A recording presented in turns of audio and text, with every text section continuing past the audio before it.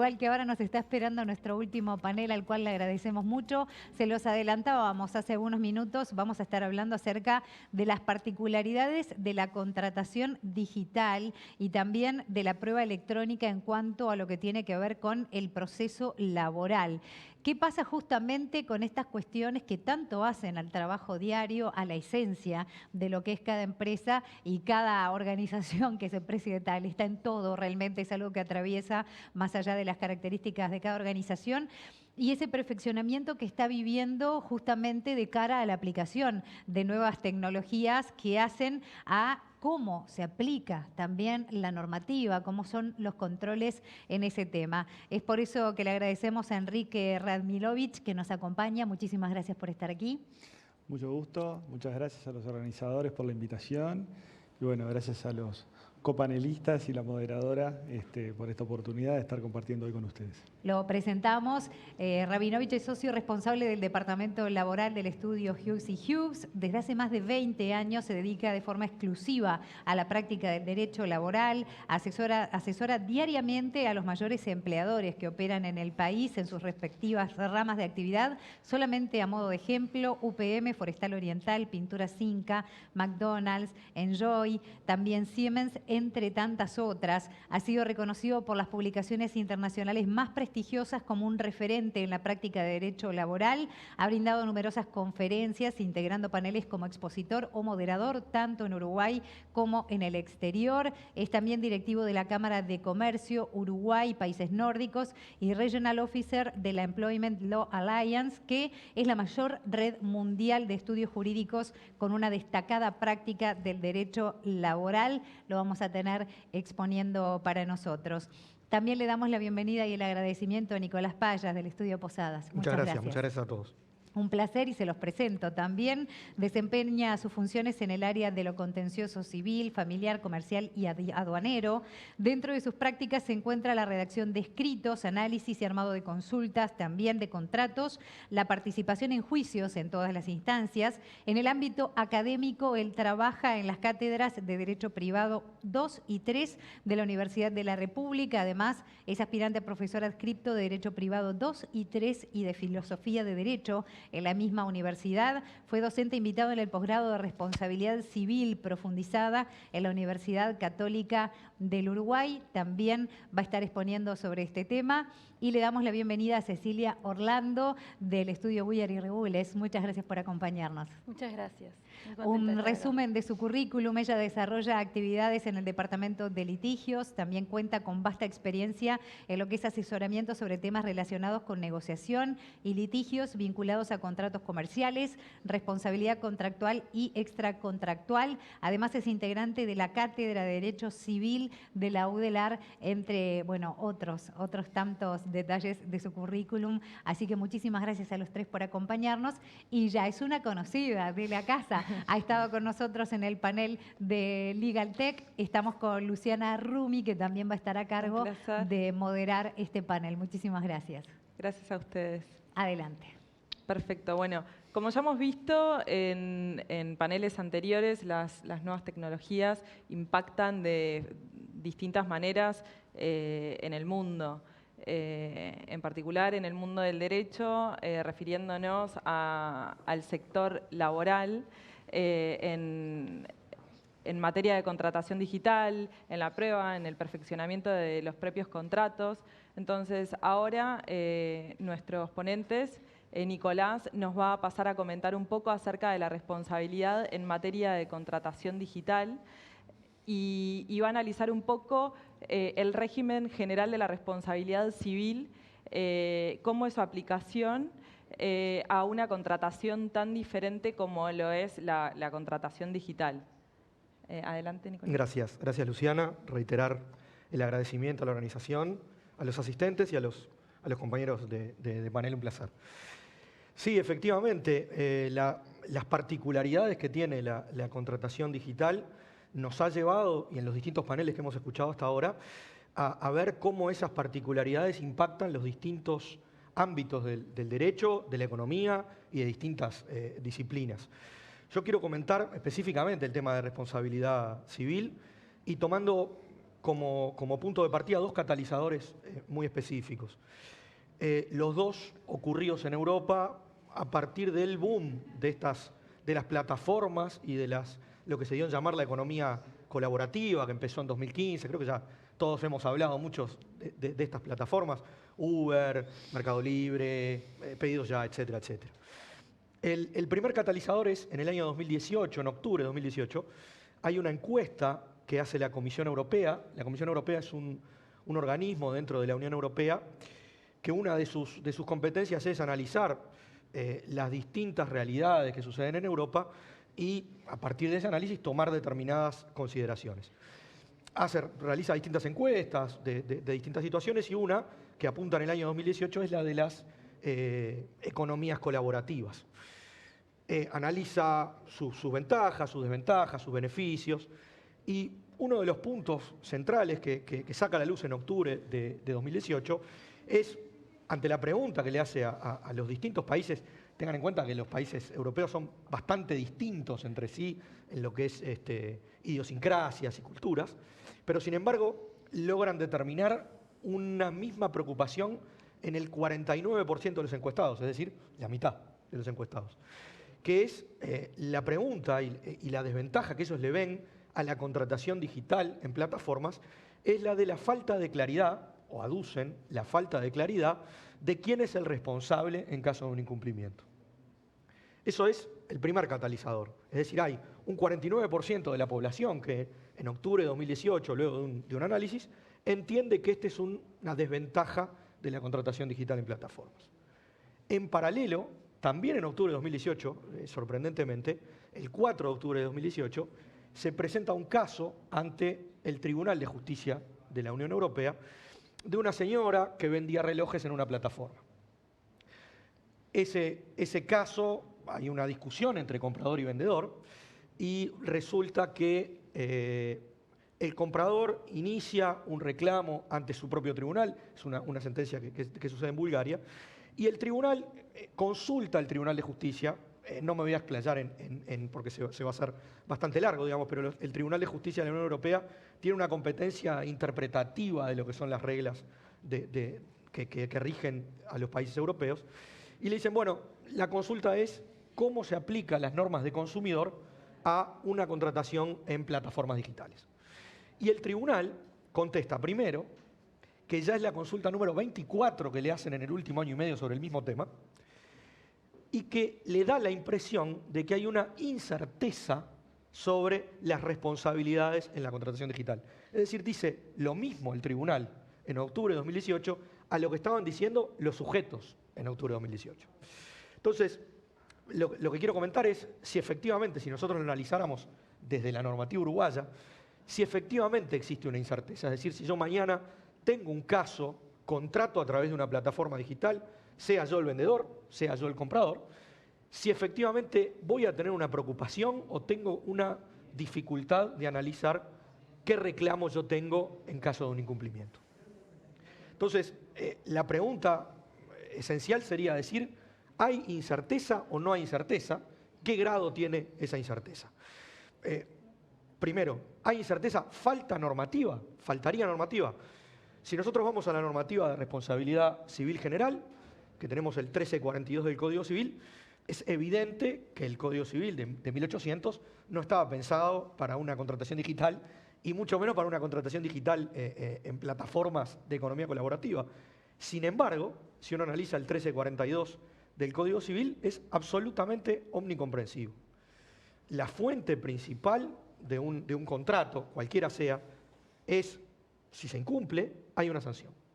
Es decir, si yo contrato, en el ejemplo del Tribunal de Justicia, contrato un reloj a una persona a través de una plataforma, si tengo un reclamo, puedo reclamarle al comprador sin ningún tipo de dudas. Entonces, ahí, de entrada, despejamos la primera interrogante. No hay incerteza general, es decir, en materia de responsabilidad civil, hay una respuesta y está dada por el Código Civil. Ahora, si nosotros queremos pensar en buscar legislación específica en materia de contratación digital, bueno, ahí sí podemos llegar a una incerteza.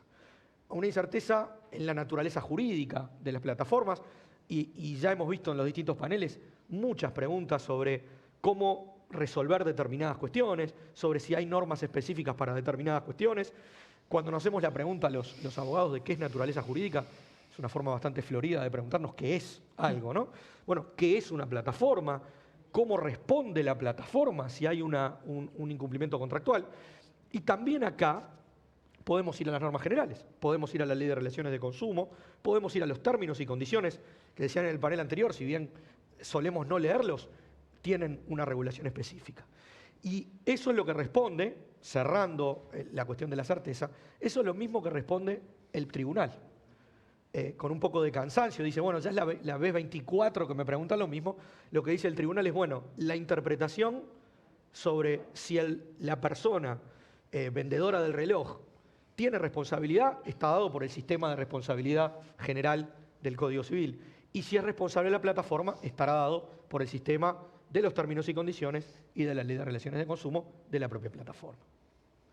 Perfecto. Me quedo con el tema de la regulación normativa. Y en ese sentido, en particular, capaz que nos podés contar qué opinás en cuanto a si debería modificarse la actual normativa y si básicamente entendés que sería suficiente el actual sistema. Bueno, a medida que lo hemos visto en los otros paneles, yo creo que esa es la pregunta del $1.000.000, digamos, si regular o no regular, y si regular en dónde, y si regular cómo. Hay un pequeño cuento que había un hombre en un pueblito que se dedicaba a vender determinados bizcochos, galletitas, vendía pan en un pueblo. El hombre, bueno, iba a las esquinas de los pueblos y vendía, preparaba su pan, iba y lo vendía. A medida que le empezaba a ir muy bien, cada vez le iba mejor en el pueblo, el hombre se empezó a diversificar, contrató una empresa mucho más grande, empezó a ya tener empleados, se empezó a hacer boca a boca, el hombre cada vez vendía más, cada vez vendía más, cada vez vendía más. Y en un momento llama al hijo que vivía en la gran ciudad en ese momento y le dice, hijo, bueno, preciso tu ayuda porque ya tengo un local mucho más grande. Y el hijo le dice, no, pero estás loco, si estamos en el medio de una crisis, ¿cómo vas a hacer eso? Entonces el hombre empieza a pensar y dice, si mi hijo dice que estoy en una crisis, estaré así. Empieza a revisar sus costos, empieza a bajar un poco la calidad del pan, empieza a vender un poco menos, y a medida que empieza a vender un poco menos ya se da cuenta que el lugar que había contratado le queda muy grande, vuelve un poco a la calle, la gente le empieza a comprar menos, cierra el negocio, en definitiva, llama al hijo y le dice, vos sabés que tenías razón, qué crisis que hay acá, no se puede vender nada. Entonces, yo creo que estamos repitiendo y nos estamos centrando mucho en si hay que regular o no hay que regular, y yo creo que la pregunta es, ¿dónde hay que regular? ¿Cómo hay que regular? Yo creo que hay, en lo que es el derecho de base y en lo que es en este tema específico, que es el de responsabilidad civil, yo creo que la regulación es lo suficientemente comprensiva de cualquier situación, sea contratación digital o contratación fuera, sea plataforma o sea fuera, y lo mismo la Ley de Relaciones de Consumo. Ahora, yo creo que sí, para la naturaleza jurídica o para cuestiones específicas que se han discutido aquí, por ejemplo, regulaciones laborales o regulaciones de seguridad social, o regulaciones impositivas de las plataformas, creo que sí, que hay que intentar una regulación, por supuesto con prudencia. Es sano y es natural que el derecho esté atrás de la realidad. Sería muy poco prudente, de vuelta, que el derecho esté constantemente regulando al grito, por decirlo de alguna manera. Imaginemos si cuando se inventó la rueda, ya venía un legislador a decir, bueno, esto aplica a todos los vehículos de una rueda. ¿Y qué hacemos con los que tengan 2?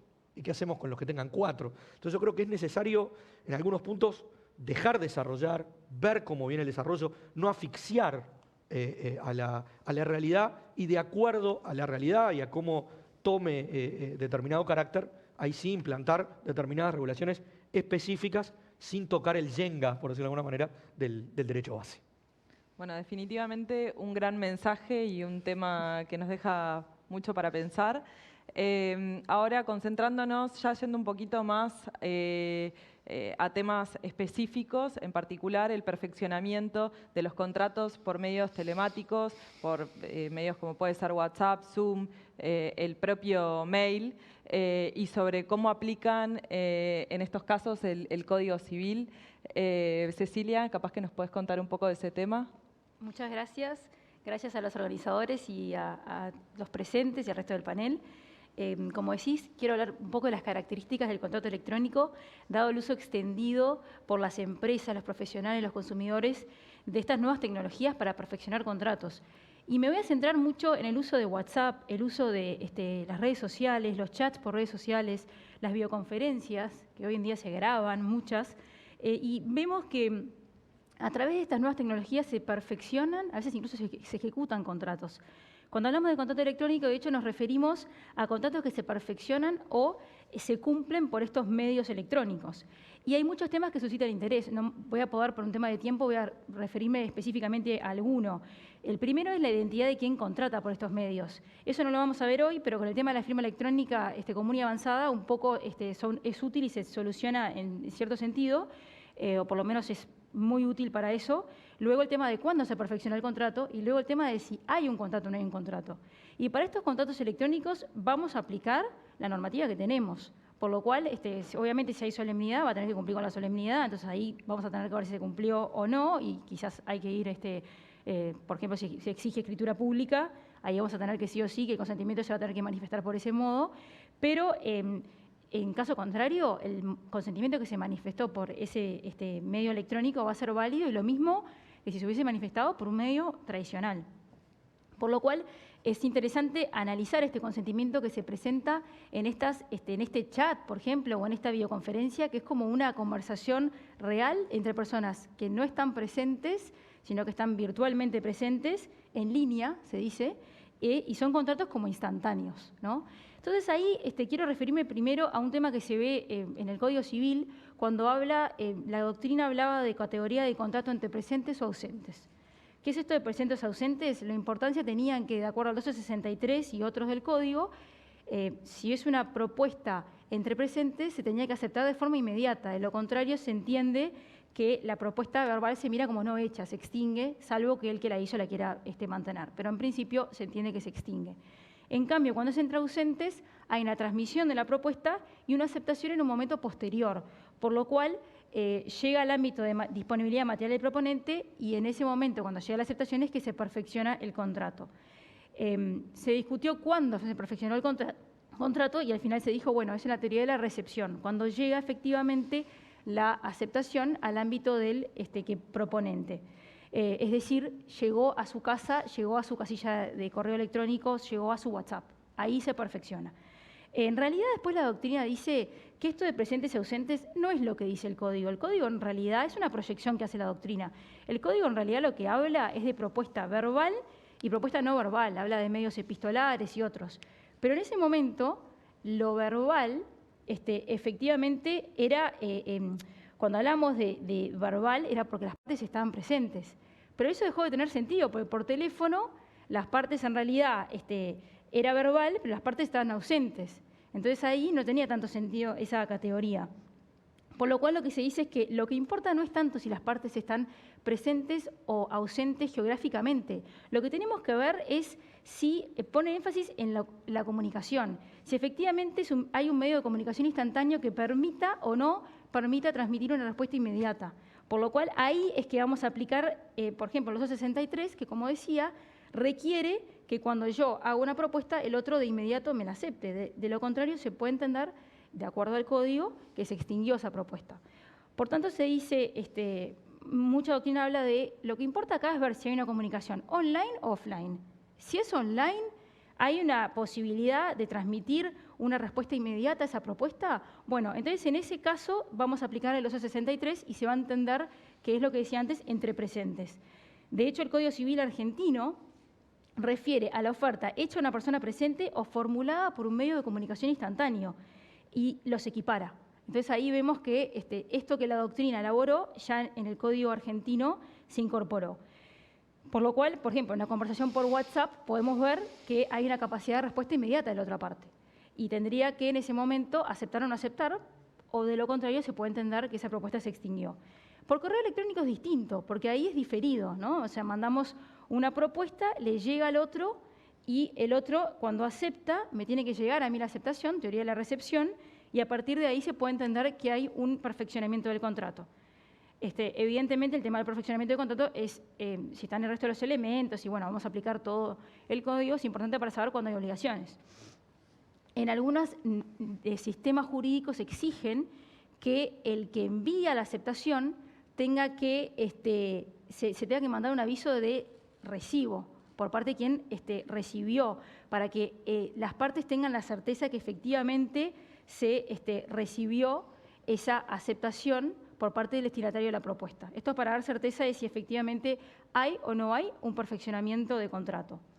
En los contratos formados, por eso que yo decía antes de Instagram, Facebook, WhatsApp, videoconferencia, ahí es distinto porque muchas veces las partes están como virtualmente presentes y en tiempo real, y la comunicación incluso se pueden ver, o sea, a veces es por video, ¿no? Entonces se ven,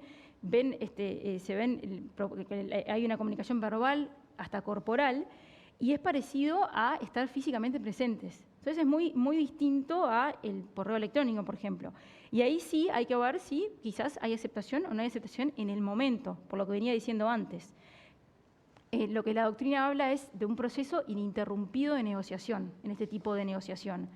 Y ahí lo que va a ser relevante, por ejemplo en WhatsApp, es si en esa conversación fluida efectivamente llega la propuesta y si llega la aceptación al otro. Y ahí lo podemos ver por ejemplo el doble tic, ¿no? O sea, ahí sabemos que llegó algo.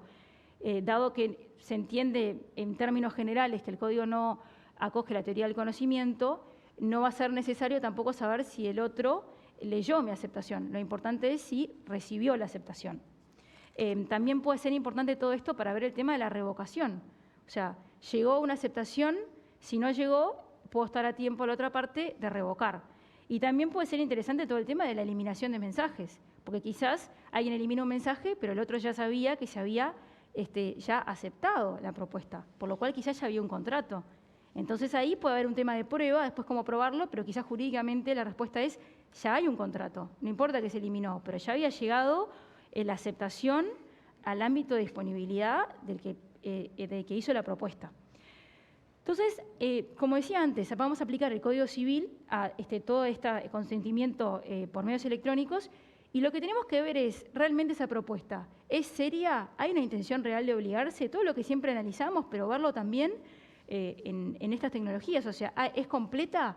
No basta con decir lo que yo me voy a obligar. ¿Hay realmente incluye el programa completo del contrato? Bueno, obviamente si se exige solemnidad hay que ver si está cumplida la solemnidad porque ahí es un tema de validez de ese consentimiento. Y también tenemos que ver si hay un acuerdo sobre todos los puntos, porque puede ser que las partes en esa negociación haya algún punto, aunque sea un tema accesorio, aunque sea un tema secundario, que no hay acuerdo. Entonces ahí vamos a tener que concluir que no hay un perfeccionamiento de contrato, que no nacieron las obligaciones. Eso es importante porque a veces las partes pueden omitir referirse a un aspecto, pero si hay una simple omisión podemos decir que viene el código a suplir esas omisiones. Después vemos con qué contrato, no importa para estos efectos, pero en definitiva una omisión no es lo mismo que si hay realmente un desacuerdo sobre algún punto, aunque sea accesorio. Por último, quería referirme al tema de la firma del contrato. No es necesario para que sea válido el consentimiento, obviamente dependiendo si es solemne o no, pero si estamos hablando de un contrato consensual, puede ser que ya haya consentimiento y no haya firma, ¿no? O sea, en definitiva, aún sin firma, aún sin un contrato efectivo con todas las cláusulas, puede ser que ya exista perfeccionamiento porque las partes están de acuerdo en los elementos y porque no hay ningún punto en el cual no están de acuerdo. Por lo cual, si no había un desacuerdo sobre algún elemento, quizás puede entenderse, si es un contrato consensual, que ya mediante ese intercambio de correo, ya en esa videoconferencia, ya en ese intercambio de WhatsApp, o en esa, ya ahí ya tenemos un contrato, ya nacieron las obligaciones. Hay una sentencia que yo relevé que habla de una negociación que tuvo lugar y una parte le envía un correo electrónico a otra y le dice que se comprometía a firmar un contrato y se entendió por el juzgado que en definitiva, como era un contrato que no era solemne, se podía entender que los negocios jurídicos ya se habían perfeccionado. Por más que las partes proyectaban firmar un contrato escrito, hay que ver obviamente las circunstancias del caso y en ese caso se entendió que ambos negocios jurídicos ya se habían perfeccionado porque ya había un acuerdo y como no se reclamaba solemnidad, ya en ese momento había un contrato formado, no importa que las partes después proyectaban firmarlo, eso sería en todo caso un tema probatorio. por último, quiero decir que, bueno, la rapidez del uso de estas herramientas tecnológicas hace que a veces las partes quizás prestan menos atención al momento de estar usándolas y no se dan cuenta que quizás están perfeccionando contratos que obviamente cuando no requieren solemnidad, usando estas tecnologías. Muchas gracias. Bueno, entonces, digo, ya sabemos básicamente cómo sería el perfeccionamiento del propio contrato. Ahora, en términos de prueba, ¿ves relevante que las partes puedan probar por escrito lo que pactaron bajo nuestra normativa? Bueno, gracias por la pregunta. Hablando obviamente de contratos consensuales y que no se exige que las partes manifiesten su voluntad usando determinada forma, o sea, si no son solemnes, puede ser relevante sí, porque la ley exige, por ejemplo, que se prueben por escrito obligaciones que exceden las 100 unidades reajustables. Pero ahí podemos concluir que tenemos un contrato válido, el tema es que después, ¿cómo lo probamos? O sea, podemos tener un problema al momento de querer probar en un juicio nuestro derecho de poder ejecutar ese contrato, pero ahí es un tema probatorio y no de validez. Podemos decir, el contrato existe, pero quizás yo no lo puedo probar, porque no lo voy a poder probar por testigos y capaz no tengo forma de probarlo por escrito. Bueno, muchísimas gracias por esos aportes. Ahora, siguiendo un poco con el tema de lo que sería la prueba en este contexto de contratación digital y en particular la prueba electrónica en el proceso laboral. Enrique, te voy a pedir si nos puedes contar un poco acerca de justamente esta prueba electrónica en el proceso laboral y el grado que tiene de aceptación por los jueces con competencia laboral y su eficacia probatoria. Bueno, muchas gracias. A ver, para hacer el desarrollo de la exposición, voy a hacer de cuenta de que tenemos que recorrer un camino y hay una meta. ¿Tá? ¿Cuál sería la meta? La meta es que efectivamente se incorpore la prueba digital como un medio de prueba válido en un proceso laboral. Pero para llegar a esa meta tenemos que recorrer un camino, tenemos que ver si ese camino, digamos, presenta algún tipo de dificultades para que esa meta pueda ser cumplida o no.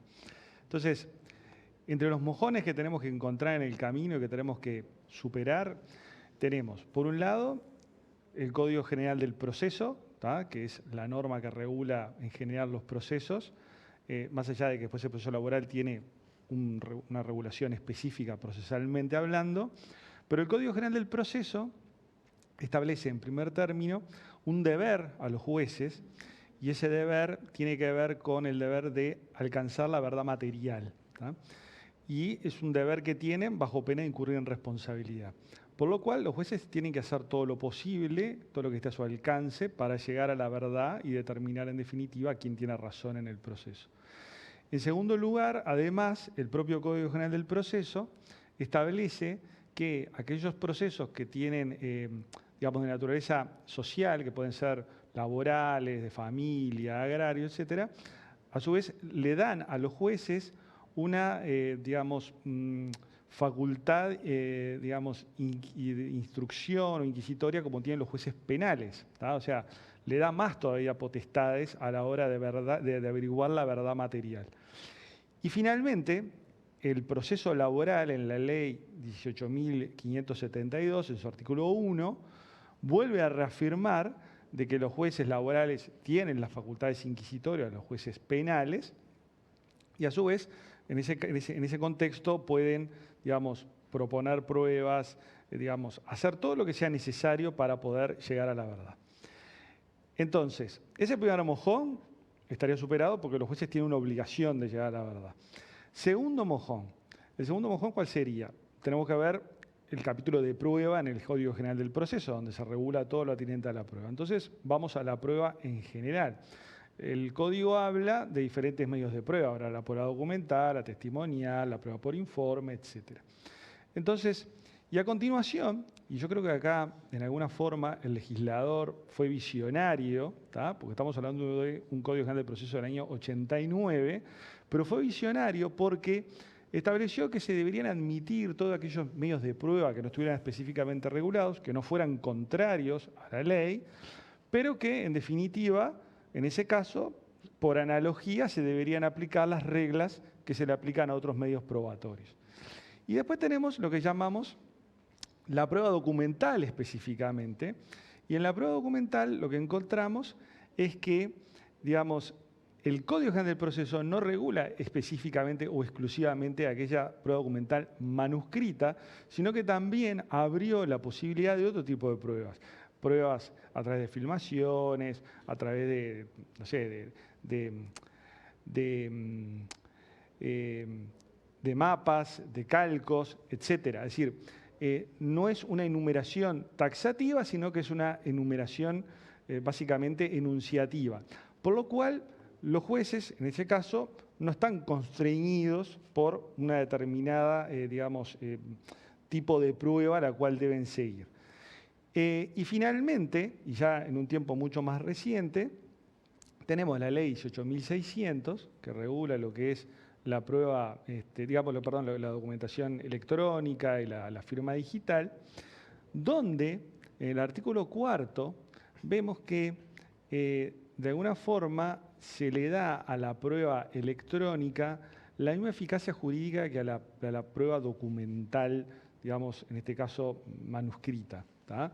Porque se habla de que la prueba digital, los documentos digitales son aquellos que, digamos, tienen representaciones de actos u hechos en medios digitales, sin importar con independencia del soporte donde estén archivados.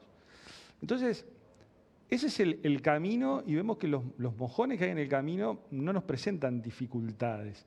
Entonces tenemos que ver ahora quién maneja, ¿tá? Quién maneja y quién nos lleva a la meta.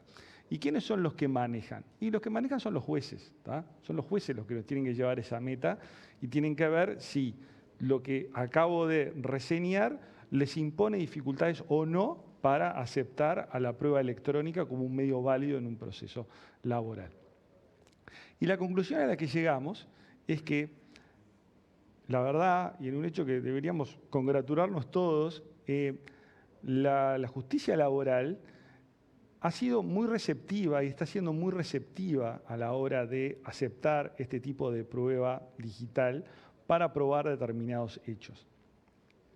Uno siempre ha escuchado, ¿no? Hay críticas a la justicia, que la justicia no está ayornada, que la justicia a veces está un poco a destiempo de las cosas y que no entienden a veces determinados procesos productivos de determinados sectores de actividad, entonces a veces no fallan adecuadamente. Es decir, son críticas normales y naturales. Pero en este caso en particular, yo creo que la justicia está actualizada, está ayornada y está actuando correctamente y está aceptando a la prueba digital como un medio de prueba válido. Hoy por hoy, yo creo que estamos en un lugar donde, digamos, la aceptación de la prueba para comunicaciones entre trabajadores y empleadores es absolutamente, aceptable. No hay mayores, cuestionamientos. Incluso hay sentencias más recientes de casos, por ejemplo, donde se acepta el WhatsApp enviado por un empleador a un trabajador, intimándole el reintegro a su lugar de trabajo, que antes teníamos eso, que había que mandar el telegrama colacionado con la categoría TCC/PC, que había que esperar el acuse de recibo, después venía el acuse de recibo y no lo recibió porque no había nadie en la casa. Hoy aceptan el WhatsApp. O sea, entiendo que la justicia en ese sentido está mostrando una apertura muy clara. Obviamente hay que tener presente que no es de cualquier forma que se presentan las cosas, o sea, no es que si yo quiero valerme de un mail para, digamos, hacerlo valer contra la contraparte, puedo ir, imprimir y presentar un papel y nada más, sino que lo que debemos hacer es, en todo caso, hacer una constatación notarial, seguir algún tipo de formalidades para darle validez a ese documento y que no es un papel que imprimimos que pudo haber sido adulterado o manipulado. Obviamente que una vez que se agregan ese tipo de documentos, de por sí solo esos documentos no es que adquieren validez, se lo trata como cualquier documento que puede ser impugnado por la contraparte mediante tacha de falsedad, porque la otra parte puede decir, no, ese documento no me pertenece, ese documento yo no lo envié, etcétera. Bueno, y ahí se abrirá una instancia, un incidente en el proceso donde se verá cómo se maneja eso y cómo se prueba o no si ese documento fue emitido por la parte contra quien se le quiere hacer valer. En lo que tiene que ver con las comunicaciones, yo estoy notando una apertura muy consistente de parte del Poder Judicial en materia laboral, donde hay un temita ahí que hace un poco de ruido todavía, y ahora voy a explicar por qué, es en lo que tiene que ver cuando muchas veces digamos, trabajadores de repente postean cosas en historias de WhatsApp o suben al muro comentarios que de repente pueden resultar críticos hacia la empresa para la cual trabajan y después eso toma una divulgación. ¿Tá? Acá hay un punto que me parece que es clave y es que yo creo que la justicia lo que toma mucho en consideración, sobre todo a la hora de determinar o no si hay notoria mala conducta, porque justamente las empresas generalmente utilizan esas capturas de todo cuando quieren hacer valer que hay una notoria mala conducta, porque esas comunicaciones, esos posteos, digamos, resultan agraviantes o perjudiciales para la empresa. Entonces, ahí yo creo que hay una cuestión divisoria que tiene que ver que si la justicia percibe de que acá hay lo que llamaríamos insultos y no críticas, entonces se configura la notoria mala conducta. Porque hay una cosa que cuida la justicia laboral, que es la libertad de expresión. ¿Tá? La libertad de expresión, y sobre todo, a ver, no solamente cualquier trabajador, sino también a nivel sindical. ¿Tá? Porque a veces los que ocupan cargos sindicales realmente hacen ese tipo de manifestaciones y, digamos, de críticas y de, bueno, tenemos que luchar por esto y tenemos que hacer esto y tenemos que reivindicar aquello y lo otro y que no nos pagan. Y, digamos, eso cae dentro de lo que es la libertad de expresión. Pero a veces, y ha pasado con dirigentes sindicales, donde ya pasamos de la crítica al insulto, donde se habla de patronal mafiosa, corrupta, digamos, que nos roban la plata, que se llevan la plata a los paraísos fiscales, etcétera, etcétera. Y eso, la justicia ha sido muy inflexible a la hora de considerar esa situación como notoria mala conducta. Después, finalmente, tenemos una situación que se puede dar también y es, en esos casos, esos posteos, si eso tiene ha adquirido una divulgación masiva o no. A veces la justicia valora eso como un elemento para, digamos, agravar o no agravar la situación.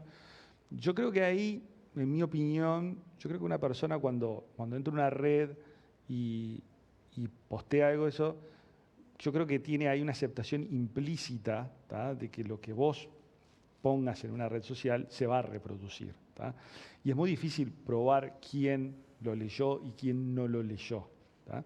Pero en esos casos, lo que sí, por lo menos se recomienda es que si una empresa quiere hacerse valer de ese tipo de posteos que se hacen en las redes, digamos, lo complemente no solamente con el posteo, sino con prueba testimonial de personas que sí vieron ese posteo y que en definitiva acredite que esa divulgación ocurrió.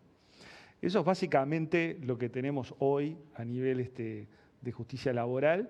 Insisto, hay una aceptación, está bueno, la justicia laboral está ayornada y creo que este es un camino que ya para mí no tiene retorno.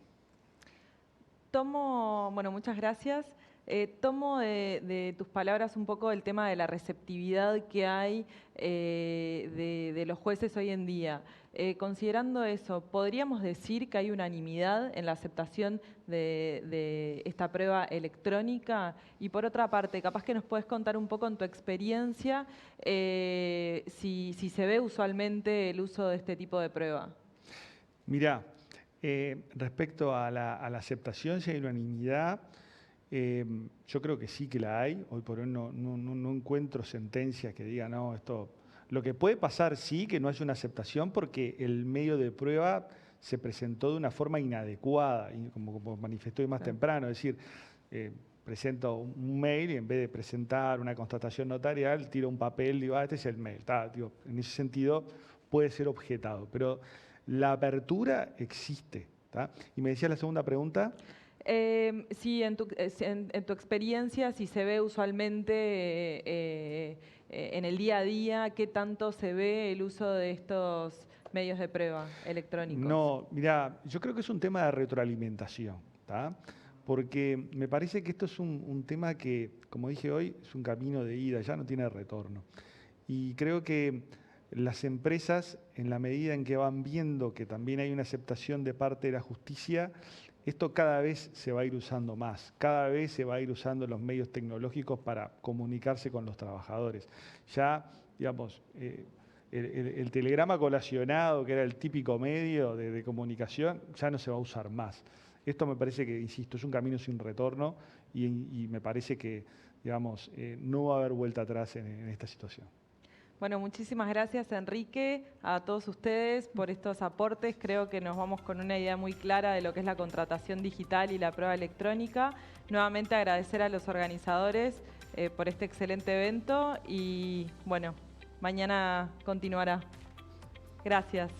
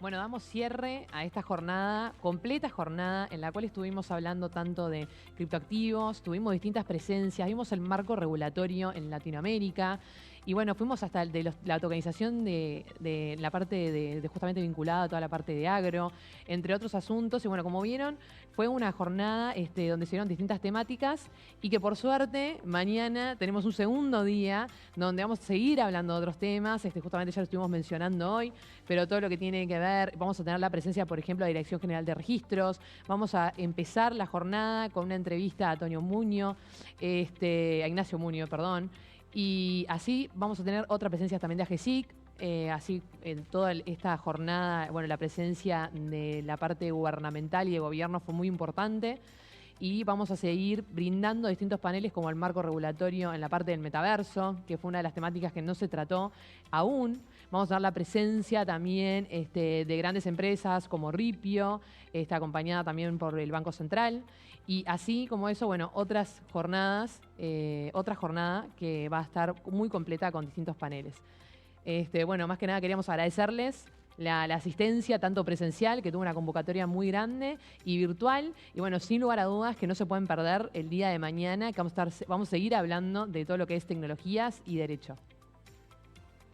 Así que los esperamos.